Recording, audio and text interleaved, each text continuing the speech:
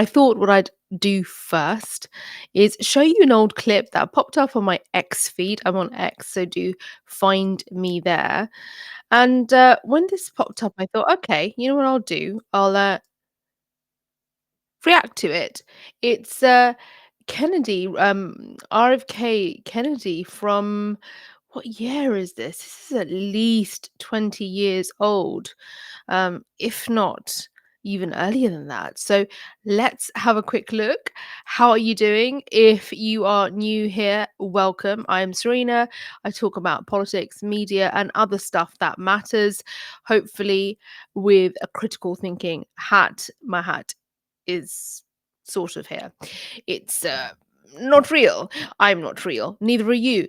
This is all unreal. But some say that this is a very real thing that's happening. What am I doing? I don't know. You know, when you thought you could stretch it out and get a segue out of it, and it didn't happen. So here we are. Orcs. Let's pray. Not pray. Let's play. I don't talk about religion here. Happened since then is you now have six companies, six large multinationals that control every radio station in America and all of the television stations in America and 80% of the newspapers. The television news departments have become corporate profit centers. They no longer have an obligation to benefit the American public. So their only obligation is to their shareholders. How do they satisfy that obligation? By expanding viewership so they can sell more ad space. How do you expand viewership? Why, you do that by appealing to the prurient interest that all of us have in the reptilian core of our brain for sex and celebrity gossip. So they give us Lacey Peterson, Kobe Bryant, Michael Jackson, and lots of terror alerts because that gets viewership as well. But they're not telling us the real news that is affecting people in this country. The fact that today, 1 out of every 6 American women now has so much mercury in her womb that her children are at risk for a grim inventory of diseases: autism, blindness, mental retardation, heart, liver, kidney disease. He was shelling, as we say here in the UK, from a colloquial kind of viewpoint. Let's go to the article, okay, Serena? We need some caffeine. RFK Jr. will cut prescription drugs and increase weed and psychedelics access. This is the Trump administration series on Guardian News. It's an analysis piece. You could save a minute by listening to this, but you're going to read it with me. This is by Hannah Harris Green. Trump's health department pick has expressed distrust of pharmaceuticals and attacked suppression of psychedelics. That is just a brilliant photo, which I absolutely need to grab for my thumbnail. Done. So this is, as HHS Secretary Kennedy would have quite a bit of power to upend the healthcare system position, and Yale director Reshma Ramachandran said. Okay, so public health experts are concerned that if confirmed, Donald Trump's choice for Secretary of the Department of Health and Human Services, HHS, Robert F. Kennedy Jr. could upend access to pharmaceutical drugs in favor of more experimental treatments. Like the nerves from, like, this is what we are used to. We are robots and we just want to do this. Give me pill, give me pill. Nothing natural that requires some research. And I have to now question how I've been doing things. And listen, if you watched my earlier video, right, about ayahuasca, I'll link it at the end, then you know my stance on this as well. You've got to be very careful indeed. So I'm definitely not one of those who like completely go to the other side. Kennedy, who the president-elect picked earlier this month, has repeatedly expressed distrust for pharmaceuticals and criticized the FDA for its aggressive suppression of psychedelics. On his podcast, he called the US the sickest country in the world. What do you mean by sick? Just kidding. Blaming its healthcare system for devoting billions to the pills and the potions and the powders rather than on actually getting people healthy and building their immune systems. Kennedy is a surprising choice for a number of reasons. He's an attorney who lacks government public health experience and has criticized Trump harshly during his own independent presidential campaign. But like Trump's other cabinet picks, Kennedy has expressed a conspiratorial mistrust for the agency he's nominated to run. Matt Gaetz, who had been tapped to become Attorney General before withdrawing himself from consideration on Thursday, believes the January 6th insurrection was a government sham intended to cover a stolen election, while Tulsi Gabbard, Trump's national intelligence pick, has parroted Russian propaganda about US intelligence. Really? Really? Interesting article. Kennedy has likewise promoted conspiracy theories about the healthcare system he would oversee, including the debunked theory that vaccines cause autism. Even the New York Post, which has praised Kennedy in the past, warned in an editorial board opinion that Kennedy's confirmation would be disastrous for public health, citing a 2023 interview when he told us with full conviction that all Americans' chronic health problems began in 1 year in the 1980s.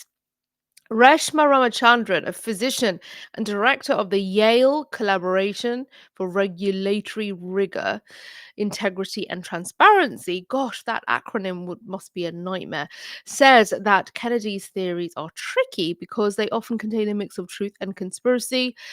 Like Kennedy, her team has raised concern about the corporate influence at federal agencies and how that might unduly affect regulatory decision making. Similarly, there is some scientific evidence behind Kennedy's concerns about the health impact of processed foods, but not his claims that a better diet would solve a plethora of physical and mental health issues. I mean, is he saying that? If he was, I would also criticize it. I mean, diet alone is not going to do it. Ramachandran says Kennedy's seeming disregard for scientific evidence is deeply concerning.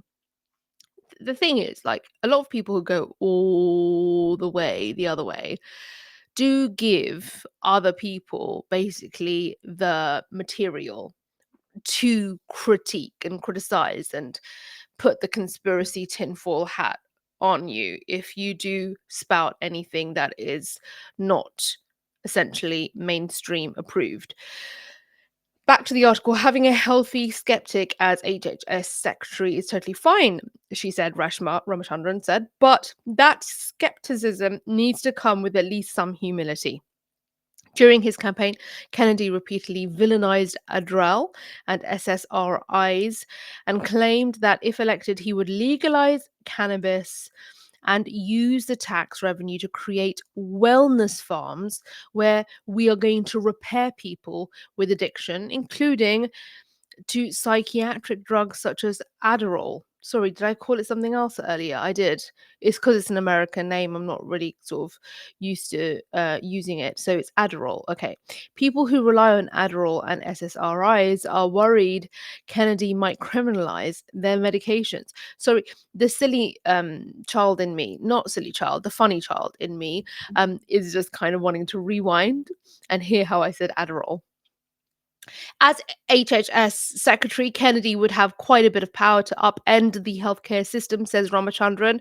While traditionally HHS defers to agencies such as the FDA, there may be instances where they have the authority to override agencies. Yeah, there is quite a bit of a concern about these so-called picks of Trump's and the kind of power, unchecked power they may have, and how will they work within the machinery of government? Will they adhere to the protocol, the protocols that will they protocols plural, and will they? We don't know. Ramachandran explained that Kennedy would face legal challenges if he attempted to change the legal status of Adderall, for example, but that he is an expert in liability law and theoretically he could do it. Ramachandran is especially concerned that Kennedy will overturn recent FDA decisions he has criticized. In 2020, the FDA pulled hydrochloroquine as a COVID-19 treatment, citing safety concerns and a lack of evidence. This year, the agency rejected Is it Lycos Therapeutics, MDMA assisted therapy for PTSD? Lycos or Lycos hid adverse adverse effects, including suicide attempts, in their clinical trial results. The trial was already plagued with ethical issues, including a sexual relationship between a therapist and a trial participant who alleged it was assault. Notably, MDMA increases suggestibility. Goodness, last para of this story. Is it Nesse Devano? Neze? Oh, goodness me. I wish I knew. A bioethics researcher affiliated with Johns Hopkins University and the Psychedelic Harm Reduction nonprofit Symposia. You're really making me work today. Organized opposition to Lycos's treatment. Their research found the therapy component was based on pseudoscience, very similar to facilitated communication, a discredited technique ostensibly intended to help disabled people communicate that actually gives their facilitator power to speak for them. Kennedy boosted claims that Devenot's position stemmed from hatred towards veterans and blasted the FDA's decision, suggesting it illustrated collusion with the pharmaceutical industry.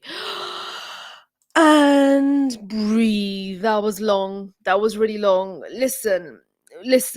What we need more of a menu for people to choose from so they can figure out how to best cater to themselves, their needs, things going on with them.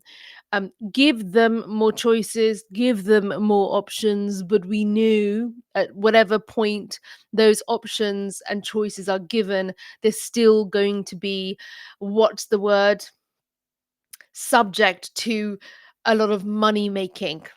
Okay, the same thing is happening with the legalization of marijuana. Yes, I said marijuana. It's just funny. Yeah, I'm just silly. No, I'm not. I'm funny. So the same thing happens. It just creates another industry. Everything requires regulation. Then who's regulating it? It's a funny old world we live in.